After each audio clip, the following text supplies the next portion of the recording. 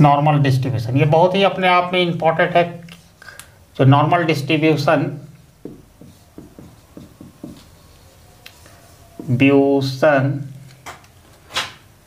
Approximation मतलब लगभग होता है, लेकिन देखो यहाँ पर बहुत ही इंपॉर्टेंट सैम्पलिंग का है और इकोनोमेट्री भी इसी पर आधारित होगा, अप्रोक्सीमेशन। ठीक है, बहुत लोगों को इकोनोमेट्री नहीं समझ में आती है, तो ये समझना पड़ेगा सैम्पलिंग को। Normal distribution approximation to the binomial distribution. अब बाइनोमियल डिस्ट्रीब्यूशन जो हो गया, बाइनोमियल डिस्ट्रीब्यूशन। अब बाइनोमियल डिस्ट्रीब्यूशन क्या है वो जानेंगे। नॉर्मल डिस्ट्रीब्यूशन हम लोग जानते हैं, बहुत कुछ अभी चल रहा है, करंट है। तो बाइनोमियल डिस्ट्रीब्यूशन में जो कुछ पॉइंट्स है वो आपको जानना पड़ेगा। ये इसके बीच का एक डिस्ट्रीब्यूशन जो आता है, एक पॉइसन डिस्ट्रीब्यूशन भी हम लोगों ने पढ़ाया था और मैं दिखाया था उसमें प्रूव करने के लिए। एक दिन हमको टाइम लगा था, काफ़ी डिफिकल्ट लग रहा था। वो बाइनोमियल डिस्ट्रीब्यूशन है। तो एक ये दोनों का बीच का है, लेकिन सबसे ज़्यादा इम्पॉर्टेंट है आपका ये नॉर्मल डिस्ट्रीब्यूशन। इसी पर आपका सैम्पलिंग बहुत ज़्यादा आधारित होता है। देखिए पॉइसन डिस्ट्रीब्यूशन जो हम लोग देख चुके हैं, इस पे क्या होता है कि इन्फिनाइट नंबर ऑफ ट्रायल होता है। लेकिन बाइनोमियल डिस्ट्रीब्यूशन में जो पहला पॉइंट होता है, इसमें जो ट्रायल होता है वो डिफिनिट होता है। ठीक है, इसको आपको हम लिख दें, फिक्स्ड नंबर ऑफ ट्रायल होता है और outcome of each trial must be independent of each other. जैसे आपका ट्रायल हम ले रहे हैं कोई भी चीज़ का, तो इसका आउटकम दूसरा के आउटकम से प्रभावित नहीं होना चाहिए। ठीक है, दोनों में कोई लेना देना नहीं, माने इंडिपेंडेंट इवेंट होता है। एग्जाम्पल से और क्लियर हो जाएगा। ठीक है, अब मान लो एक बार हम सिक्का को, कॉइन को टॉस किया, तो अगर हमको हेड आ रहा है, दूसरा बार किए तो फिर हेड या टेल आए, तो इससे कोई प्रभावित नहीं हो रहा है पहला वाला से दूसरा वाला। ठीक है, कुछ भी आ सकता है दोनों में। तीसरी बात है, प्रत्येक जो इसमें दो आउटकम होती है, एक फेल्यूर होता है, एक सक्सेस होता है। फेल्यूर मतलब आप हेड चाहते हैं तो टेल फेल्यूर हो गया, और सक्सेस जिसको हम कहेंगे वो हमारा होता है जो आप चाहते हैं, हेड आना। ठीक है, तो अगर हेड आ गया तो फेल्यूर हो गया टेल। ठीक है, टेल आ गया तो फेल्यूर हो गया हेड। और सबसे बड़ा चीज़ है कि इस ट्रायल जो probability of success remain same रहता है ईच एंड एवरी ट्रायल। चाहे जितना बार भी ट्रायल करें, मान के चलो हम सिक्का को, कॉइन को उछालते जा रहे हैं, 5 बार उछालते हैं। ठीक है, और हम देखते हैं नंबर ऑफ हेड कितना बार आता है। ठीक है, तो इसमें जो हमारा जो लास्ट पॉइंट मैं बोला, प्रोबेबिलिटी ऑफ सक्सेस जो रहेगा हमारा, जैसे हेड आने का, तो प्रत्येक बार 1/2 ही रहेगा, उसकी प्रोबेबिलिटी बदल नहीं जाएगा। एक बार किए तो 50% चांस आने का, शायद टेल आ गया या हेड आ गया। ठीक है, तो ये है 4 पॉइंट। ठीक है, अब यहाँ पर है कि आप एक चीज़ जान लो, नॉर्मल डिस्ट्रीब्यूशन को हमने शुरुआत में जब स्टैटिस्टिक्स जब शुरू किया था, तो बहुत सारे हम ग्राफ वगैरह खींच रहे थे। तो एक नॉर्मल डिस्ट्रीब्यूशन आप लोग को एक्वर्ड लगता हो शायद। Chaudhary, are you getting the point?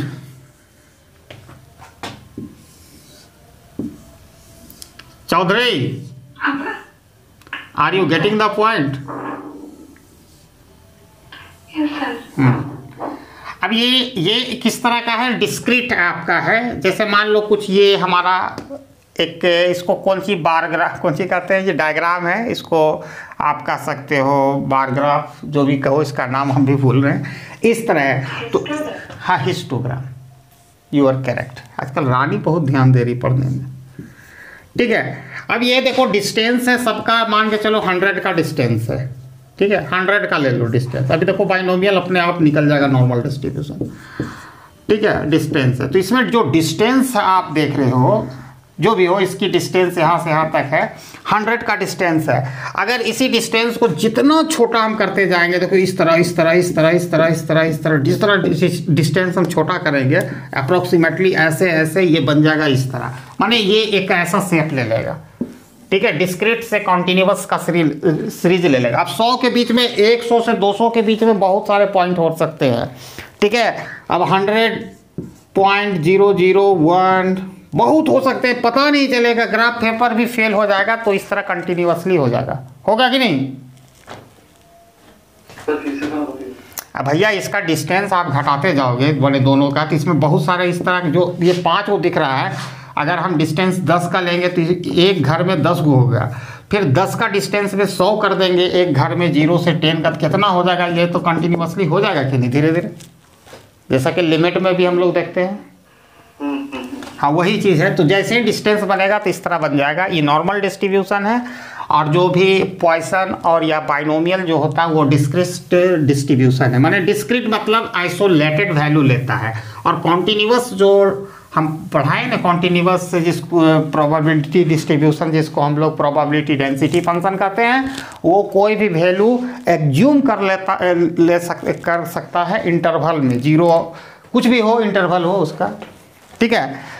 तो जब हमारा प्रोबेबिलिटी अप्रोक्सीमेटली 0.5 होगा, पहले बात समझने की कोशिश कर रहे हैं यहाँ पर, ठीक है, और n का हम संख्या बढ़ा देते हैं, n increases as n increases, ठीक है, n इंक्रीजेज मतलब समझ रहे हो कि जो बीच का डिस्टेंस को बढ़ा रहे हैं, ठीक है, n इंक्रीजेज, तो शेप ऑफ जो बाइनोमियल डिस्ट्रीब्यूशन होगा वो ले लेगा नॉर्मल डिस्ट्रीब्यूशन का। हम तुमको शेप दिखा दें, अगर मान के संख्या n को काफ़ी लार्ज कर देंगे तो जो डिस्टेंस है वो घटते घटते ऐसा हो जाएगा कि पता ही नहीं चलेगा, एकदम कॉन्टिन्यूसली आ जाएगा, ठीक है। जरा एज्यूम करने की कोशिश करना है इसको।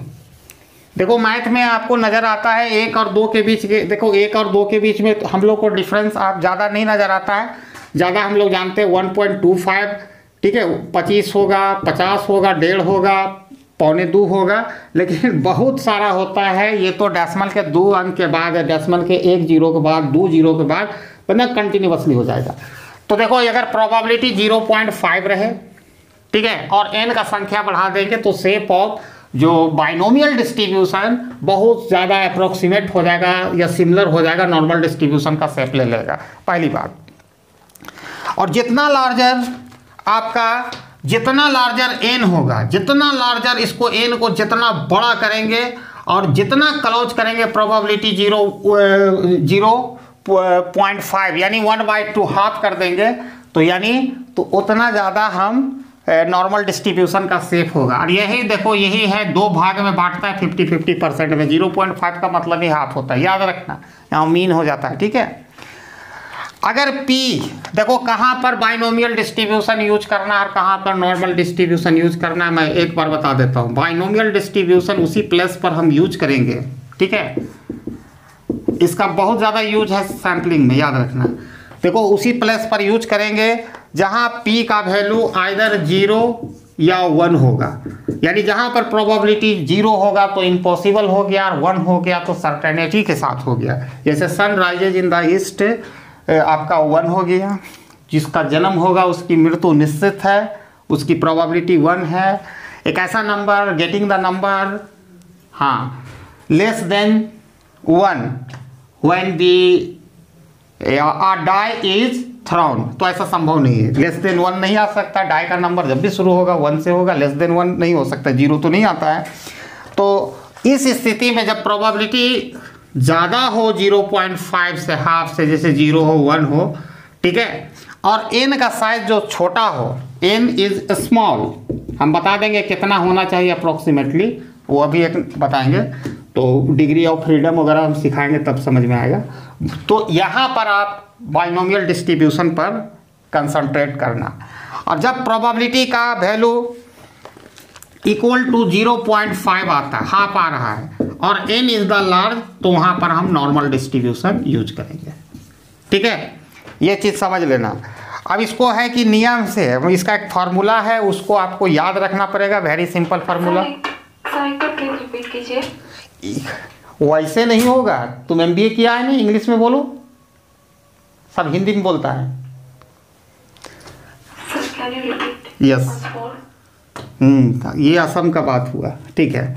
देखिए जब प्रोबेबिलिटी का वैल्यू मतलब 0.5 के इक्वल होगा, ठीक है, क्लोज में होगा, ठीक है, और n लार्ज होगा तो नॉर्मल डिस्ट्रीब्यूशन, और जब इससे जितना दूर होगा, जैसे 0 हो गया, 1 हो गया, एक एक्सट्रीम केसेस है, तो वहाँ बाइनोमियल डिस्ट्रीब्यूशन करेंगे और n इज स्मॉल होगा।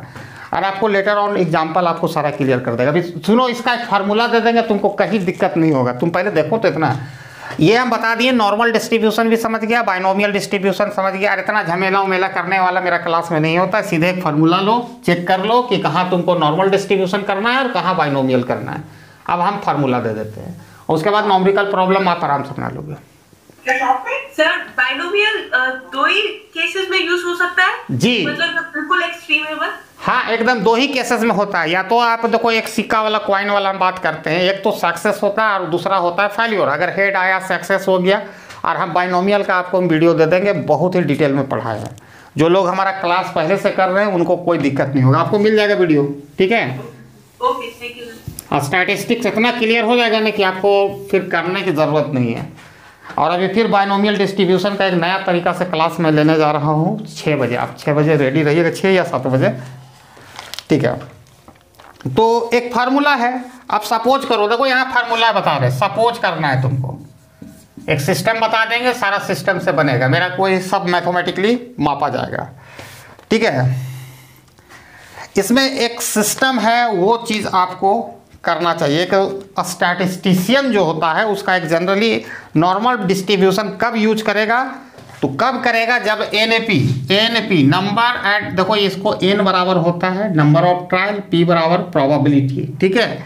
एनपी और एन क्यूब, ठीक है, एन क्यूब, तो एन बराबर हो गया नंबर ऑफ ट्रायल और क्यूब इक्वल टू हो गया नंबर ऑफ फेल्योर। अरे पी प्लस देखो इक्वल टू 1 होता है, ये success plus failure equal to 1। तुम जान लो, अभी तुम परीक्षा देने जाओगे, पास करोगे या फेल करोगे, दोनों की मैंने प्रोबेबिलिटी हाफ हाफ है, तो हाफ हाफ को जोड़ेंगे तो 1 होगा ना, ये तो क्लियर है।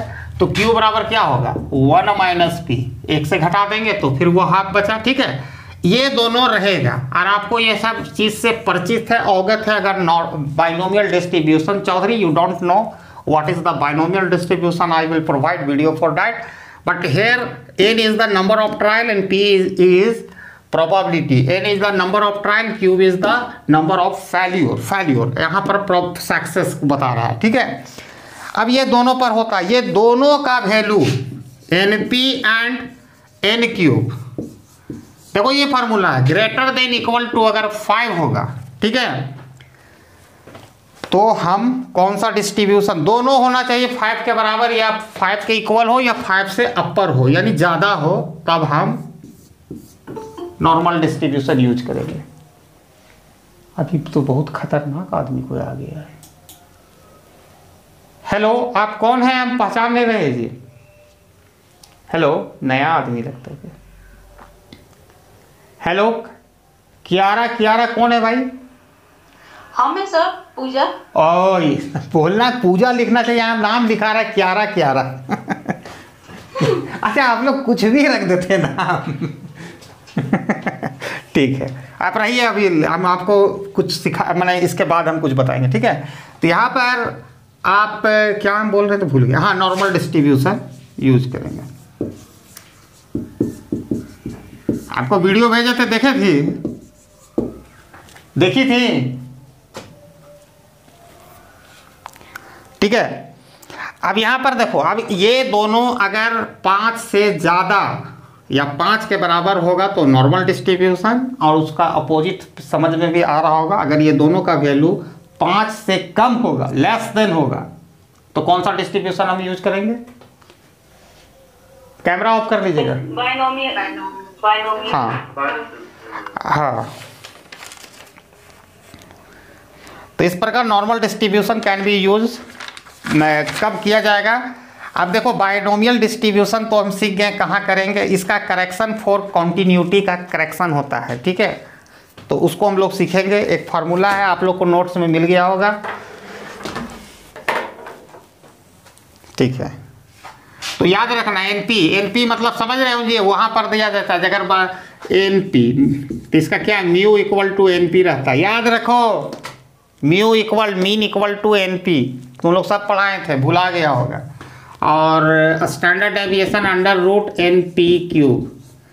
तो बाइनोमियल डिस्ट्रीब्यूशन आप लोग जो पढ़े होंगे बहुत अच्छा तरीका से आ रहा है, जो नहीं पढ़े हैं तो आप स्टे रहिए, आपको सब समझ में आने लगेगा, सारा चीज़ हो गया। अब इसमें कुछ चीज़ें हैं, आपको नोट्स में मिल जाएगा, लेकिन फिर भी हमें करेक्शन बता देते हैं, करेक्शन फॉर कॉन्टिन्यूटी। और करेक्शन फॉर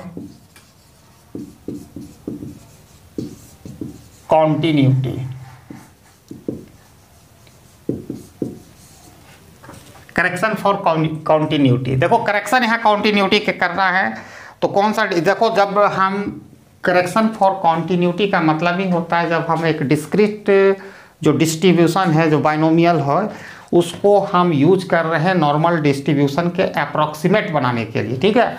या एक बाइनोमियल डिस्ट्रीब्यूशन को जब हम नॉर्मल डिस्ट्रीब्यूशन को अप्रॉक्सीमेशन करते हैं तो अब हम करेक्शन फॉर कॉन्टिन्यूटी होता है, यानी हम जा रहे हैं बाइनोमियल डिस्ट्रीब्यूशन यानी डिस्क्रीट प्रोबेबिलिटी डिस्ट्रीब्यूशन से कॉन्टिन्यूअस प्रोबेबिलिटी डिस्ट्रीब्यूशन, ठीक है। तो इसमें अपना दिमाग में कुछ रखना पड़ेगा।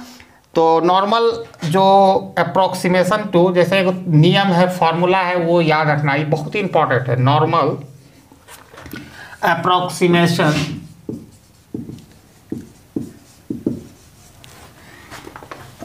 To the binomial distribution, to the binomial distribution. अब यहाँ देखो एक चीज है कि आपका बाइनोमियल जो डिस्ट्रीब्यूशन है वो तो ऑलरेडी आप जानते हो कि वो डिस्क्रीट प्रोबेबिलिटी डिस्ट्रीब्यूशन है बाइनोमियल, ठीक है, बाइनोमियल। और इधर होगा नॉर्मल डिस्ट्रीब्यूशन। तो फार्मूला है उसको याद रखना पड़ेगा, ये थोड़ा सा याद करने की चीज़ है, या तो प्रैक्टिस से आ जाएगा।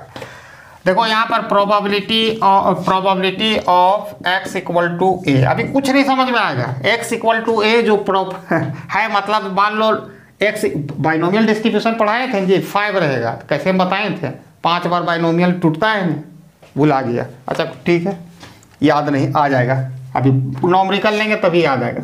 तो इसका होता है प्रोबेबिलिटी ऑफ a माइनस 0.5 आपको घटा देना है x में, x इज मतलब greater than but less than, plus में होगा a प्लस 0.5। ये फार्मूला है, अभी यूज करेंगे इसका। ये जो चार्ट बन रहा है इसका मीनिंग है, मायने है, हम देखेंगे। जब probability of success greater than equal to a ऐसा आता था, एटलीस्ट एटमोस्ट पढ़ाए थे, सब भूल गया। अरे बात तुमको याद आ गया, ग्रेट टीचर, नाइस टीचर और मेक फ्यूचर ऑफ चिल्ड्रेन। तो probability x is greater then a minus 0.5, ये बहुत ही इंपॉर्टेंट है, बहुत ही जगह होगा पहली बात। और यही चीज़ अगर एक ऐसा भी पॉसिबिलिटी हो सकता है, probability of x is greater then a, ऐसा कुछ नंबर हो जो 4 से बड़ा हो, एक डाई करने में क्या ऐसी नॉर्मल डिस्ट्रीब्यूशन में होता है, तो इसमें आपको probability of x is greater then a plus 0.5, ठीक है। इसी तरह नोट्स में हम आपको दिए हैं, 2 ठो और लिख ही देते हैं, छोड़े क्यों। Probability of x is less than equal to a, तो यहाँ पर होगा probability of x less than a plus 0.5। अब लास्ट है probability of x is less than, यहाँ पर दोनों का अलग मीनिंग है, यहाँ पर बराबर भी हो, एटलीस्ट हो, ठीक है, तो दोनों चीज़ यहाँ मीनिंग है। तो हम वहाँ पर बताएंगे x a माइनस 0.5। और इसका देखो जो मीन होता है NP होता है, पहला याद रखना, स्टैंडर्ड डेविएशन क्या होगा, अंडर रूट NP क्यूब, और वेरिएंस करेंगे तो यहाँ स्क्वायर हो जाएगा, ठीक है, वेरिएंस वगैरह मालूम है। और आपको एक चीज़ हमेशा याद रखना है, NP greater than equal to 5 और N cube greater than equal to 5। अब ये सारा चीज़ है, अब आपको पता लगाना पड़ेगा, ये 5 केसेस होगा, और ये 5 केसेस से नॉर्मल बाइनोमियल डिस्ट्रीब्यूशन को कैसे कन्वर्ट करेंगे यहाँ दिया गया फार्मूला। तो ये फार्मूला आपको नहीं समझ में आएगा। अभी एक नॉर्मल क्वेश्चन से लेते हैं। ऐसा कभी सुना है कोई कि स्लिप कर जाता है, फॉलिंग और स्लिप वाइल ड्राइविंग करते समय सोता है आदमी। Have you heard such type of incident? बहुत सारे एक्सीडेंट। Yes sir. अच्छा, समता सिंह चली गई क्या? No sir. sir. Hello madam, हाँ यस, आर यू ओके? तबीयत ठीक हुआ? Yes, sir. ठीक है, ये वाला चीज़ हम लोग अब लिखते हैं।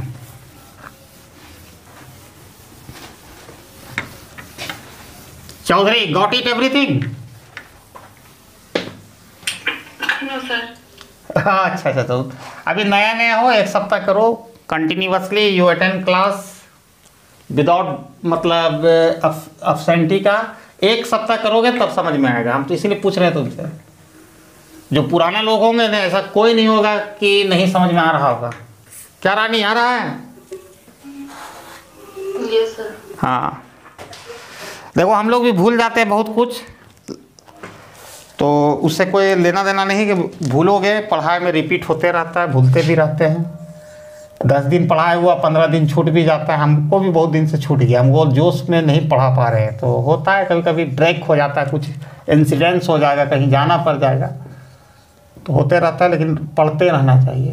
देखो, इट हैज़ बीन रिपोर्टेड, एक क्वेश्चन ले रहे हैं, अभी सब क्लियर हो जाएगा कैसे बनता है। That last year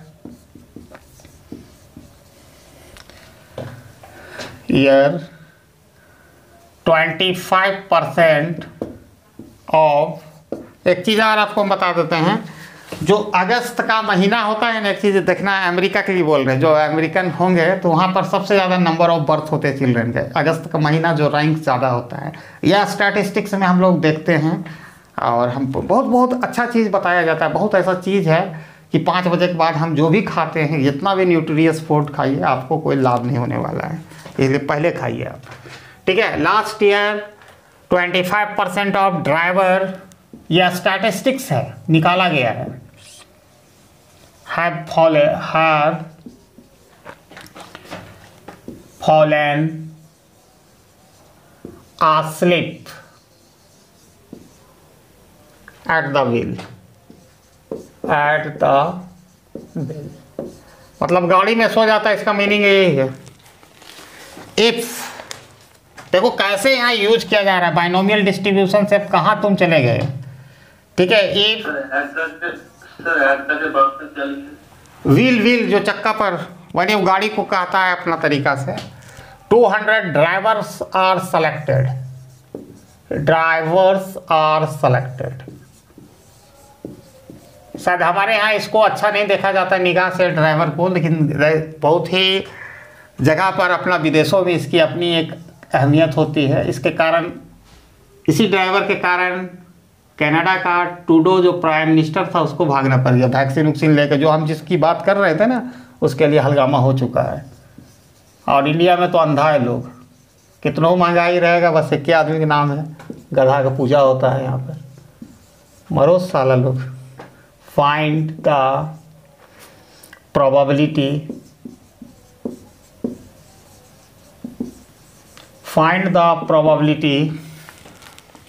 that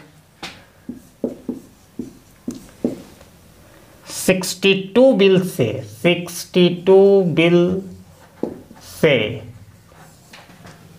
that they have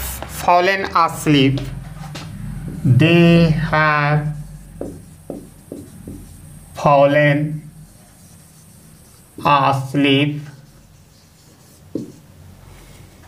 while driving।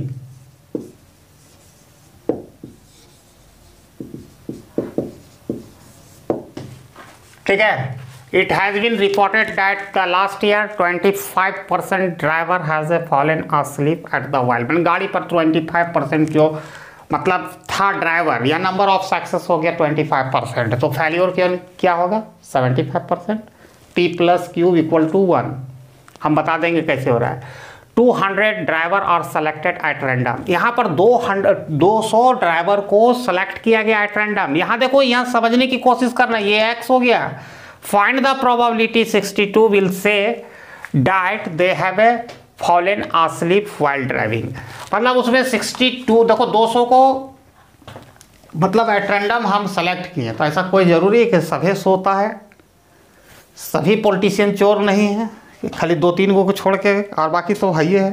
तो उसमें 62 आपका जो है वो फॉलन अस्लीप हो जाता है, मतलब वो मानता है 62 व्यक्ति। तो इसको आपको नॉर्मल डिस्ट्रीब्यूशन में कन्वर्ट करना है। तो पहले आपका देखो कुछ है, P बराबर प्रोबेबिलिटी कितना है 0.25%। इसको परसेंटेज में 100 देखो परसेंट में दिया है, 100 से डिवाइड करोगे तो ऐसा आएगा, इतना मैथ आपको आता है। और 1 से इसको घटा दोगे 1 से तो 0.75 आएगा, क्योंकि P plus cube equal to 1। आप यहाँ वैल्यू किसी का भी पुट करोगे तो दोनों निकल जाएगा, P या Q। Clear, everybody got it. और N इज 200। देखो n इज द कितना है 200। अब हमको चेक करना है कि इसको हम कुछ नॉर्मल डिस्ट्रीब्यूशन में कन्वर्ट कर सकते हैं कि नहीं। तो वेरी सिंपल है, आपको एक फार्मूला बताए थे NP, तो 0.25 इंटू 100। अब इसको करोगे तो कोई यहाँ पर 1/, क्या हो जाएगा 1/4 होगा। इसको करेंगे 1/4 यानी 50 होगा। और ये NP क्या है भैया, मीन किसका, बाइनोमियल डिस्ट्रीब्यूशन का। तुम लोग सब भूल गया है। और एन क्यूब भी कर ले, एन क्यूब तो 0.75 200। अब इसको करेंगे तो देखो, इसको हम करके रखें, आप लोग कैलकुलेटर से मारो 150 होगा। ठीक है, अब तुम अपना दिमाग से बताओ कि ये दोनों का वैल्यू 5 से बड़ा है कि नहीं, बराबर या बड़ा है कि नहीं। बड़ा है तो कौन, हाँ रुको, Aparajita Chaudhary, can you tell me which distribution we can use when NP the value of NP and NQ is greater than 5। Sir normal distribution. हाँ, वही चीज हम तुमसे पूछ रहे थे। देखो ये समझ में तो आ रहा है सारा चीज, ऐसा बात नहीं है।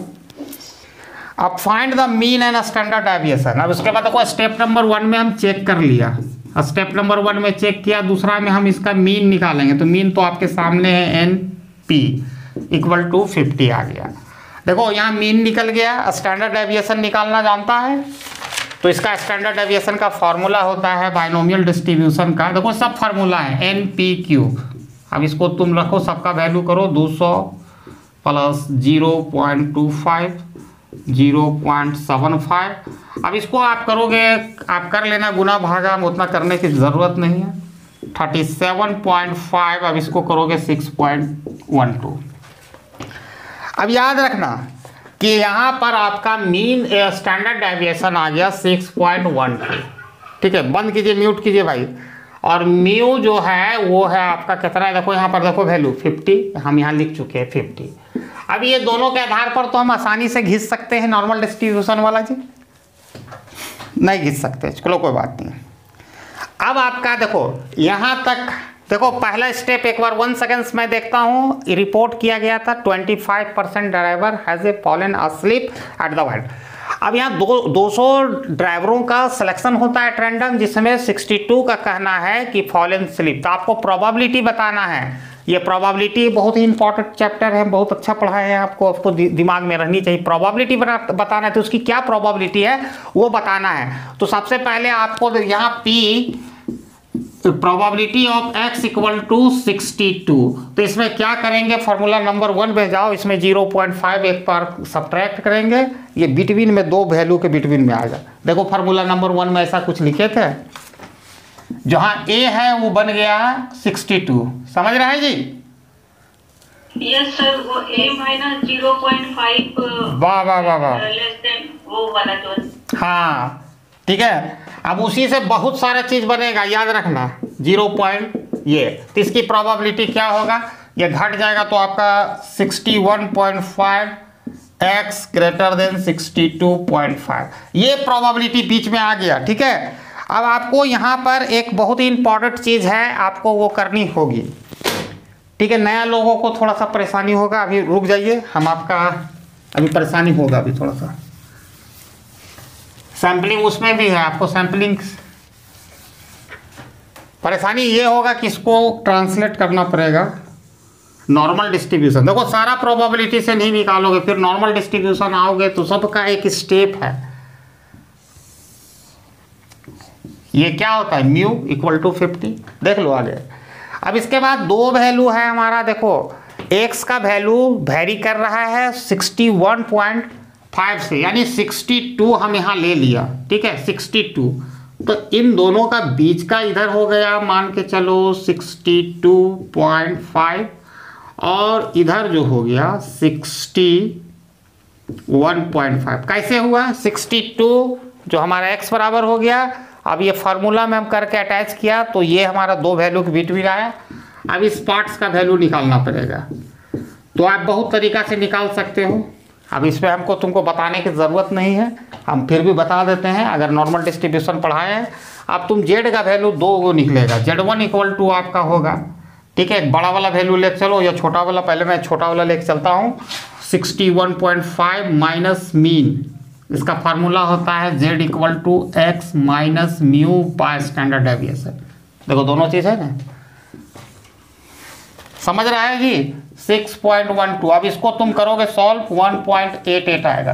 फिर एक नॉर्मल डिस्ट्रीब्यूशन का हम खींच रहे हैं और Z2 हम निकालेंगे तो 62 पॉइंट कितना लफड़ा होता है इसमें 50 माइनस 6.12। अब इसको निकालोगे ना तो इसको सॉल्व करोगे, मतलब हम समय बचाने के लिए 2.04।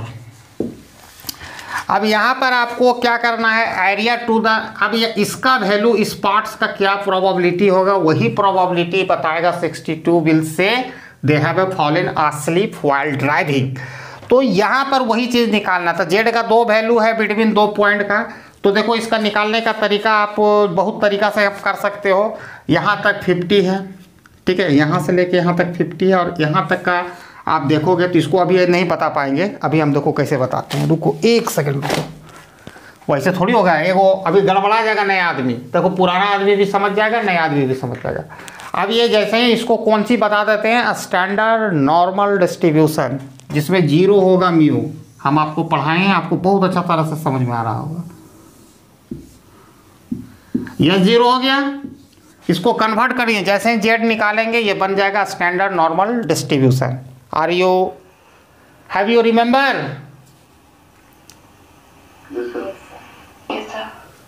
ठीक है, कुछ लोग को नहीं समझ में आ रहे होंगे, बहुत परेशानी होगा, हम जान रहे हैं ना।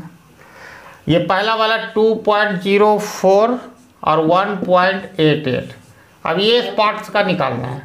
अब बोलो आराम से निकलेगा, या तो 0 करो फिर बने, देखो बताते क्या, 50 प्लस इतना का वैल्यू निकालो और फिर 50 प्लस इतना का वैल्यू निकालो, दोनों वैल्यू को सब्ट्रैक्ट कर दो, आराम से निकल जाएगा। ये वैल्यू के लिए एक चार्ट होता है, चार्ट आप लोग को नहीं दिए हैं तो मैं बता देता हूँ। ये दोनों area between Z1 and Z2 के बराबर क्या होगा, तो देखो बताते हैं। पहला यहाँ से 50 प्लस इतना 2.04 देख लेगा, तो 50 में जोड़ोगे तो हम डायरेक्ट लिख देते हैं 0.97, ठीक है, 93 माइनस 0.9699, ये दोनों को घटा देंगे तो 0.0094, 100 से गुना कर देंगे तो 0.94%।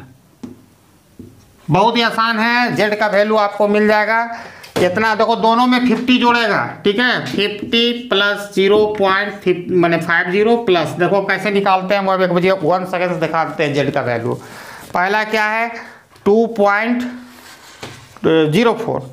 तो देखो ये चार्ट है, आप लोग नया वाला के थोड़ा सा दिक्कत होगा, हम